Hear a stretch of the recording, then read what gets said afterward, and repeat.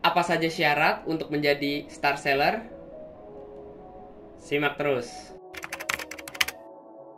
Oke sellers, di sini langsung aja ya kita bahas untuk syarat yang pertama. Nah, untuk syarat yang pertama itu adalah mendapatkan 10 orang pembeli dalam 30 hari terakhir. Nah, apa sih Bang yang dimaksud dengan syarat ini? Nah, jadi kalian harus mendapatkan 10 orang pembeli dalam jangka waktu 1 bulan atau 30 hari teman-teman. Tidak peduli orang tersebut mau pesen barang berapapun di toko kalian, asalkan itu ada 10 pembeli di toko kalian. Mau pesennya 1, 2, 3 atau berapapun itu tidak penting teman-teman. Yang penting 10 orang tersebut pernah melakukan transaksi dengan toko kalian. Nah, jadi seperti itu ya.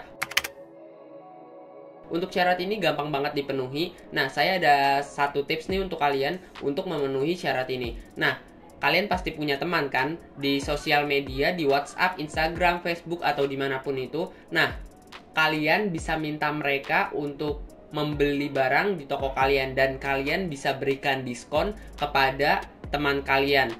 Ya, pokoknya kalian bisa buat hal-hal menarik agar pembeli atau teman kalian itu membeli di toko kalian. Misalkan kalian bisa berikan sejumlah diskon atau sejumlah voucher yang besar kepada mereka. Nggak untung nggak apa-apa teman-teman. Yang penting kalian bisa menjadi star seller. Nah, nanti kalau kalian udah menjadi star seller, nanti baru kalian bisa push produk kalian menggunakan iklan. Nah, kalau produk kita belum terjual itu susah untuk kita iklankan. Nah, maksudnya susah terjual lah kalau produk kita belum memiliki ulasan dan juga barang yang terjual. Jadi kita harus minimal ada satu barang yang terjual pada daftar produk kita. Itu akan lebih mudah terjual teman-teman, atau lebih mudah dibeli orang. Nah, tidak bisa dipungkiri ya, ketika kita membeli barang di marketplace, kita kan melihat data-data seputar produknya. Seperti berapa sih barang yang terjual, ulasannya bagus apa enggak, terus kualitas produknya bagus apa enggak, dan kita tanyakan juga biasanya tentang keorian barangnya. Ada banyak sekali hal-hal yang mempengaruhi orang itu membeli ke toko kita. Nanti untuk pembahasan lebih lanjutnya mengenai kualitas barang, saya akan bahas ya di video selanjutnya. Oke, jadi itu adalah syarat yang pertama, yaitu adalah 10 pembeli dalam jangka waktu 30 hari terakhir teman-teman. Oke, paham ya untuk syarat pertama ini? Oke sellers, selanjutnya kita bahas ya untuk syarat yang kedua. Nah, untuk syarat kedua ini adalah transaksi berhasil sebesar 20 transaksi dalam jangka waktu 30 hari teman-teman. Jadi kalian harus mendapatkan 20 transaksi totalnya dalam jangka waktu 30 hari terakhir atau sekitar 1 bulan teman-teman.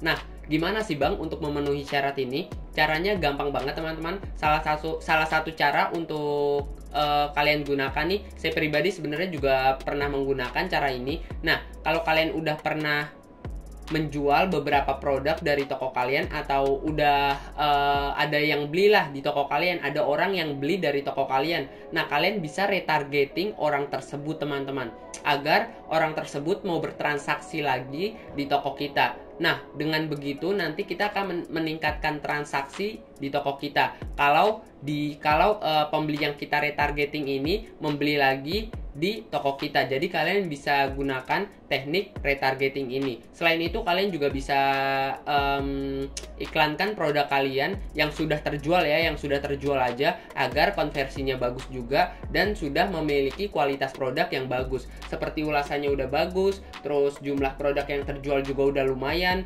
terus fotonya udah kalian optimasi, deskripsi, video, dan masih banyak lagi yang lainnya. Nanti saya bahas untuk masalah kualitas produk ya teman-teman, untuk memaksimalkan atau mengoptimasi produk kita agar bagus dan terlihat mencolok di mata pembeli. Nanti saya akan bahas di video selanjutnya. Jadi begitu teman-teman. Untuk solusi memenuhi persyaratan ini, yaitu dengan retargeting, atau suruh orang yang udah pernah beli di toko kita untuk beli lagi teman-teman, dengan penawaran-penawaran yang menarik tentunya. Dan kalian bisa kasih beberapa promo, diskon, ataupun misalkan beli 2 gratis 1 atau apapun itu. Kalian bisa coba-coba dan tes sendiri, riset-riset, agar kalian menemukan beberapa cara untuk menarik perhatian mereka agar mereka membeli lagi di toko kalian. Jadi seperti itu ya untuk solusinya. Oke, paham ya untuk syarat yang kedua dan solusinya.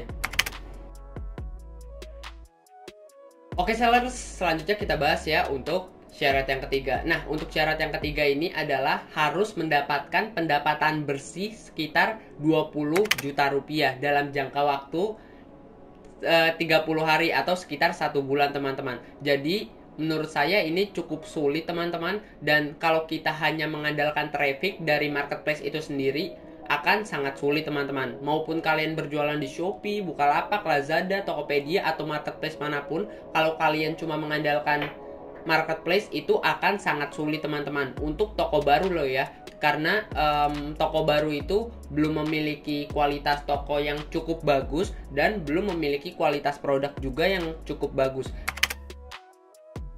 Jadi kita bisa mengandalkan yang pertama teman-teman kita dari sosial media, mungkin teman-teman online ataupun teman-teman offline, teman-teman sekolah kalian atau teman-teman lama kalian bisa manfaatkan untuk teman-teman kalian.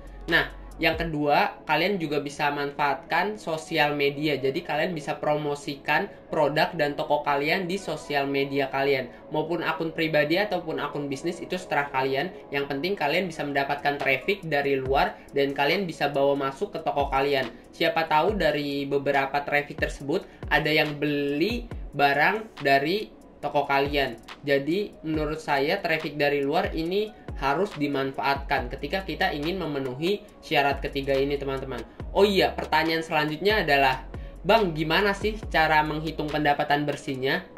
Nah, untuk pertanyaan ini cukup simpel ya. Saya akan jawab ya gampang aja. Sebenarnya ini udah dihitung oleh Shopee-nya. Shopee yang menentukan pendapatan bersih. Artinya ketika sudah 30 hari nanti Shopee menghitung pendapatan bersih kita. Dan kita bisa melihat pendapatan bersih kita yang sudah dihitung oleh Shopee. Jadi dihitungin Shopee teman-teman. Oke gitu ya. Nah, bagaimana cara melihat pendapatan bersih kita? Nah, saya contohkan nih.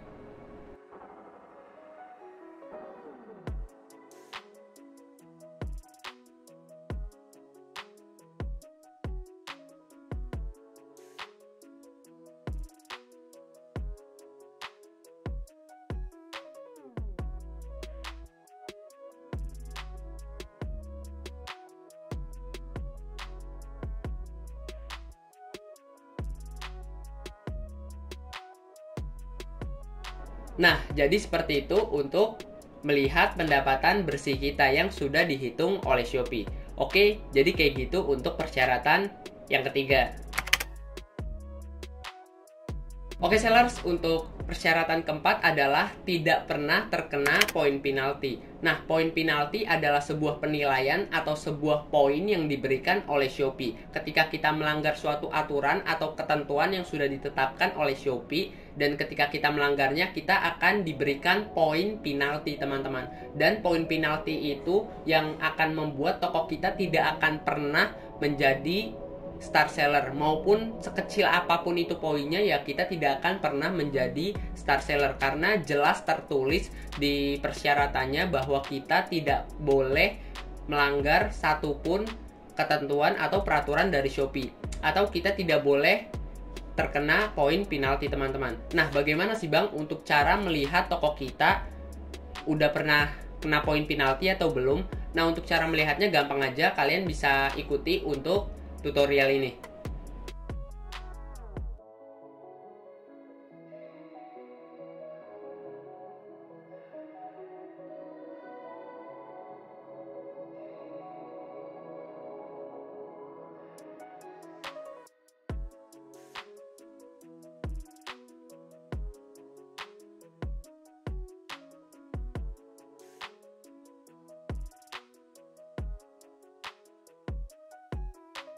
Nah, jadi itu adalah cara melihat toko kita apakah sudah pernah terkena poin penalti ataukah belum. Oh iya, untuk kalian yang belum mendapatkan poin penalti, ya bersyukur dan kalian bisa kejar program Star Seller ini. Tetapi untuk kalian yang udah kena terkena poin penalti, ya saran saya kalian bisa buat toko baru kalau kalian masih ingin tetap mengejar program star seller teman-teman. Nah, kalau toko kalian udah rame nih, misalkan yang udah kena poin penalti, ya saran saya kalian bisa buat toko baru. Kemudian dari toko yang udah kena poin penalti, kalian bisa promosikan toko baru di toko yang udah pernah kena poin penalti. Jadi promosiin toko yang baru di toko yang lama. Itu adalah saran saya. Nah, itu akan membantu pertumbuhan toko baru kalian dari toko lama kalian. Jadi toko lama kalian ini ya ibarat tumbal lah, tumbal. Nah, toko baru kalian ini yang akan dipromosikan. Jadi akan cepat naiknya teman-teman, atau lebih cepat bertumbuhnya toko yang baru ini karena dipromosikan dari toko yang udah rame, yaitu toko yang udah kena poin penalti. Jadi kayak gitu ya saran saya untuk kalian yang udah pernah kena poin penalti. Kalau toko kalian yang udah pernah kena poin penalti ya masih sepi, ya nggak apa-apa teman-teman, nggak ada masalah, kalian tinggal buat yang baru aja. Oke, jadi kayak gitu ya untuk persyaratan yang keempat.